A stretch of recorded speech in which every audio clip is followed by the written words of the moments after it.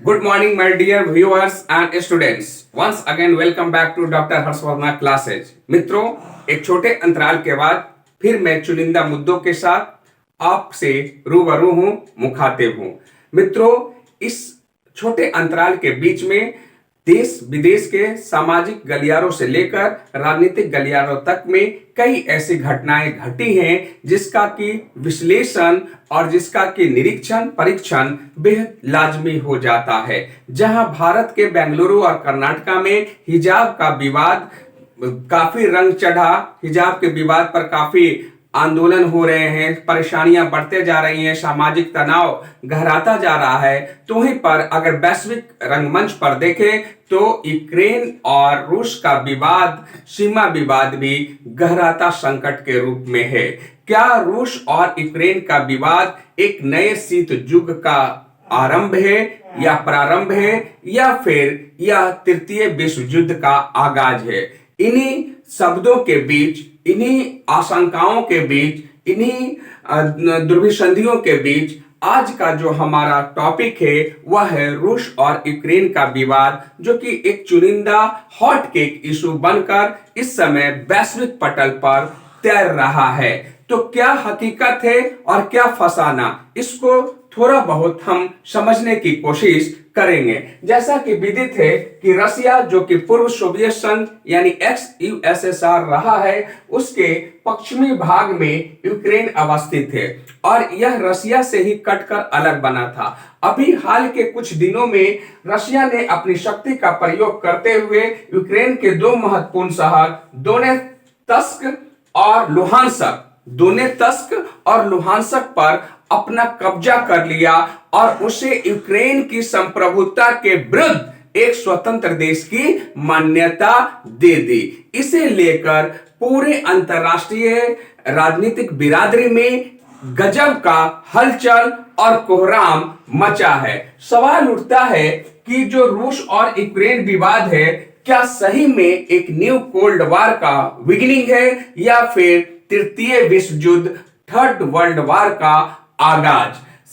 इन पहलुओं के बीच में 4 पॉइंट को हमने काफी संजीदगी से संजोने का प्रयास किया है कि आखिर ये टकराव है क्या। दूसरा चीज है कि क्यों बढ़ रहा है तनाव। तीसरा जो महत्वपूर्ण हमारा सेगमेंट होगा कि अगर यूक्रेन नाटो में, नॉर्थ अटलांटिक ट्रीटी ऑर्गेनाइजेशन में शामिल हो जाता है तो उसका क्या असर वैश्विक पटल पर या जियोपॉलिटिकल लेवल जो है रूस का उस पर पड़ेगा। और जो सबसे महत्वपूर्ण जो हमारा चौथा सेगमेंट है कि इन जो वैश्विक दुर्विसंधियों के बीच, रूस और यूक्रेन विवाद के बीच, जो हमारा देश भारत है, जो कि हमेशा वसुधैव कुटुंबकम की अवधारणा पर आधारित रही है, उसका क्या रुख होगा, क्या होगा जियोपॉलिटिकल सिचुएशन। बहुत अच्छे और सही ढंग से समझने की जरूरत है कि इस वक्त जब पूरी दुनिया में ग्लोबलाइजेशन अपने एपेक्स पे है, इकोनॉमिक लिबरलाइजेशन अपने एपेक्स पे है, इंडिपेंडेंसी, अंतर निर्भरता एक देश की दूसरे देश पर तेजी से बढ़ते जा रही है, तो इस बीच में दुनिया के किसी एक कोने में, दुनिया के किसी एक जगह पर अगर सीमा विवाद के कारण युद्ध की नौबत आती है तो उसका असर पूरे वैश्विक पटल पर, पूरे वैश्विक परिदृश्य पर पड़ेगा। इससे कोई इनकार नहीं कर सकता है, क्योंकि हम पूरी तरह से आज अंतः निर्भरता, इंटर इंडिपेंडेंसी के दौर में चल रहे हैं, इंटरडिपेंडेंसी के दौर में चल रहे हैं। तो जो टकराव का कारण था वह था कि नवंबर 2013 और फरवरी 2014 के बीच में यूक्रेन की जो राजधानी कीव है से तत्कालीन राष्ट्रपति यानुकोविच को बाहर निकाल दिया गया था और उनको देश निकाला कर दिया गया था। और ये देश निकाला करने में पश्चिमी यूरोप और नाटो यानी कि यूएसए का महत्वपूर्ण हाथ था, जिसके कारण यूएस के इस हरकत के कारण रशिया की नाराजगी, रूस की नाराजगी बढ़ी और रूस ने दक्षिणी यूक्रेन के किमिया शहर पर अपना कब्जा जमा लिया। जब नाटो और पश्चिमी यूरोप ने मिलकर यूक्रेन के राष्ट्रपति यानुकोविच, जो कि रूस के समर्थक थे, को देश निकाला करवा दिया, तो रूस ने भी उसका तुरंत टीट फॉर टैट वाला जवाब देते हुए क्या किया कि उसके क्रीमिया शहर पर अपना कब्जा कर लिया। और जैसा कि विदित है कि 1954 में 1954 में सोवियत संघ ने यूक्रेन को यह जो क्रीमिया शहर है एज ए गिफ्ट या उपहार दिया था, जिसे उसने वापस ले लिया। दूसरी जो महत्वपूर्ण बात आ रही है कि क्यों बढ़ रहा है तनाव। तनाव का कारण है कि यूक्रेन चाहता है कि पश्चिमी देशों से उसका रिश्ता बेहतर बने और नाटो अपना यहां पर एक स्टेशन बनाना चाहता है, एक स्ट्रैटेजिक स्टेशन बनाना चाहता है और उस स्टेशन के द्वारा वो पूरे यूरोप और रूस को नियंत्रित करना चाहता है। यानी कि this is a theory of balance of power. तो एक चीज ये हो गया। दूसरा महत्वपूर्ण बात यह है कि व्लादिमीर पुतिन यूक्रेन की धरती का जो यूज है वो रूस के खिलाफ नहीं होने देना चाह रहे हैं, क्योंकि वो कह रहे हैं कि 2015 में यूक्रेन और रूस के बीच में जो मिन्स्क समझौता हुआ था उसका अर्थ था, उसका प्रोटोकॉल था कि दोनों देश एक दूसरे की संप्रभुता का ख्याल रखेंगे, सीमा का मर्यादा की रक्षा करेंगे। लेकिन अब पुतिन कह रहे हैं कि चूंकि नाटो अपना स्टेशन कहां बना रहा है, यूक्रेन में, इसलिए नाटो बना रहा है कि यूएसएसआर जो पूर्व सोवियत संघ है यानी रूस के बढ़ती शक्ति को वो चेक एंड बैलेंस कर सके, जो कि रूस के राष्ट्रपति व्लादिमीर पुतिन को नागवार गुजर रहा है। तो वो कह रहे हैं कि ये मिन्स्क समझौता का क्या है, वायलेशन है, और इस वायलेशन के कारण हम क्या कर सकते हैं, यूक्रेन को सबक सिखाएंगे। तीसरी जो महत्वपूर्ण बात है कि अगर यूक्रेन नाटो में चला जाता है तो उससे क्या अंतर पड़ेगा रूस के हेल्थ पर, रूस के सामरिक स्वास्थ्य पर। तो कहने का बहुत ये महत्वपूर्ण यहाँ पर समझने की जरूरत है कि रूस की पश्चिमी सीमा पर स्थित यूक्रेन रूस के लिए बेहद सामरिक महत्व का जगह है, क्योंकि जब 1939 से 1945 के बीच में जो द्वितीय विश्व युद्ध चला, तो उस द्वितीय विश्व युद्ध के दौरान रूस ने अपनी सीमाओं की रक्षा यूक्रेन से ही की थी, यूक्रेन से ही की थी। यानी कि यूक्रेन का एक सामरिक क्या है, महत्व है रूस के लिए। नाटो में जाने से क्या होगा, रूस कमजोर होगा, उसका सामरिक तौर पर वह कमजोर होगा और रूस की राजधानी मॉस्को पश्चिमी देशों के चंगुल में आ जाएगी। अगर यूक्रेन नाटो में चला गया तो रूस की राजधानी जो मॉस्को है और यूक्रेन की राजधानी जो कीव है, इन दोनों की महज दूरी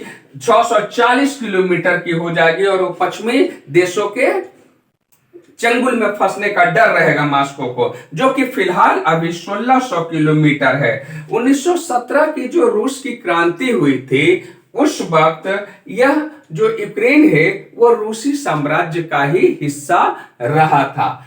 अब जो महत्वपूर्ण एक जो अंतिम सेगमेंट है कि ये जो वैश्विक परिदृश्य पर तृतीय विश्व युद्ध की आहट, कई विश्लेषक मांग रहे हैं कि यह तृतीय विश्व युद्ध की आहट है। अगर रूस पूरी तरह से हमला कर देता है, यूक्रेन को नेस्तनाबूद करने की कोशिश करता है, तो पूरे दुनिया में तृतीय विश्व युद्ध छिड़ने से कोई नहीं रोक सकता है। तो भारत की उसमें भूमिका क्या होगी? जैसा कि मित्रों हम लोग जानते हैं कि भारत का जो अपना डॉक्ट्रिन रहा है फॉरेन पॉलिसी को लेकर, वह हमेशा वसुधैव कुटुंबकम पर रहा है। शांति और सह-अस्तित्व, पीस एंड को एग्जिस्टेंस हमारे फॉरेन पॉलिसी का मूलाधार रहा है। तो भारत इस वक्त जो सबसे महत्वपूर्ण रोल अदा कर रहा है कि वह सिर्फ आई वॉचिंग, सिर्फ देख रहा है, पूरी परिस्थितियों को भांप रहा है और किसी भी प्रकार की टीका टिप्पणी से बच रहा है, क्योंकि भारत के लिए दोनों देश महत्वपूर्ण हैं। जहां वह रूस से 50% के करीब हथियारों की खरीद फरोख्त करता है भारत, वहीं विगत 10 वर्षों में यूएसए के साथ हमारे वैश्विक संबंध जो हैं, हमारे सामरिक संबंध, हमारे राजनयिक संबंध, हमारे सांस्कृतिक और आर्थिक संबंध काफी मजबूत और गहरे हुए हैं। और जो महत्वपूर्ण तथ्य यहां पर है कि जब भारत और चीन के बीच सीमा विवाद उत्पन्न हुआ था तो रूस तटस्थ भूमिका निभाया था, शांत और तटस्थ था। तो इस वक्त जैसे ही रूस और यूक्रेन के बीच में सीमा विवाद का मामला उठा है, तो भारत को भी यहाँ पे चेक एंड बैलेंस की स्थिति में रहना चाहिए। और जो महत्वपूर्ण प्रक्रिया अभी अपनानी चाहिए भारत सरकार को कि हमारे जो करीब 20,000 भारतीय नागरिक यूक्रेन में फंसे हुए हैं, जिसमें से करीब 18,000 मेडिकल स्टूडेंट्स हैं, उनको निकालने का प्रयास करना चाहिए। अब सवाल उठता है कि ये पूरा जो प्रक्रिया था, ये जो पूरी बातें थी, इसमें पुतिन साहब ने एक बहुत ही अच्छी लाइन कही। आक्रमण जो हुआ दोनेस्को पर और लुहांसक पर, उससे पूर्व उन्होंने पुतिन ने एक स्टेटमेंट दिया और पुतिन ने कहा कि यूक्रेनाई आपको गलत व्यक्ति से प्यार हो गया है, आप नाटो या ईयू मतलब कि यूरोपियन यूनियन से जो गठबंधन करते हैं तो ये गलत होगा, आप हमारे रक्त संबंधी हैं। 1990 में जब सोवियत संघ कई टुकड़ों में बटा तो उसी में से यूक्रेन का भी जन्म हुआ। तो उसी पर पुतिन ने रेशियल डिग्निटी का उल्लंघन देते हुए यूक्रेन के निवासियों को कहा कि आप गलत व्यक्ति से प्यार कर बैठे हैं। और ये गलत व्यक्ति कौन है मित्रों? यहाँ पर नाटो और यूरोपीय यूनियन है। तो इनसे आपको बचना होगा। अगर आप इनसे नहीं बचते हैं तो आप हमारे रक्त संबंधी हैं। वक्त आने पर हम आपको पीटेंगे भी और अपनी रक्त की रक्षा करने के लिए दुश्मन के चंगुल से घसीट कर बाहर अपने घर लाएंगे भी, यानी यूक्रेन को रूस में मिलाएंगे भी। तो ये पुतिन का जो ऐलान है, ये एक संभावना व्यक्त कर रहा है कि कहीं ना कहीं जो वैश्विक पटल पर यूक्रेन और रूस के बीच में संबंध है वो बहुत मधुर नहीं है। अंततः मित्रों, क्यों खींची है तलवारें, कहां फंस रहा है पेच? क्यों खींची है तलवारें, कहां फंस रहा है पेच? माना गालिब लड़ाई रूस ने छेड़ी है, माना गालिब लड़ाई रूस ने छेड़ी है, पर क्या नाटो है निर्दोष? जो नाटो साम्राज्यवाद के विस्तार की बात अमेरिका के एक्सपोर्ट ऑफ डेमोक्रेसी के आधार पर करती है और अमेरिका पूरा दुनिया में ये ऐलान करती है कि हम ही एक्सपोर्ट ऑफ डेमोक्रेसी करेंगे, हम ही यह तय करेंगे कि किस देश की संप्रभुता छीन रही है और किस देश को आक्रमण करके बचाना है। तो क्या नाटो है निर्दोष? इन्हीं शब्दों के साथ मैं डॉक्टर हर्षवर्धन आपसे विदा लेता हूं। उम्मीद करता हूं कि आप हमारे विचार से अवगत होंगे, परिचित होंगे और हमारे चैनल्स को सब्सक्राइब करेंगे और अपने त्वरित प्रतिक्रिया से हमें रूबरू अवगत जरूर करवाएंगे। शुक्रिया, धन्यवाद।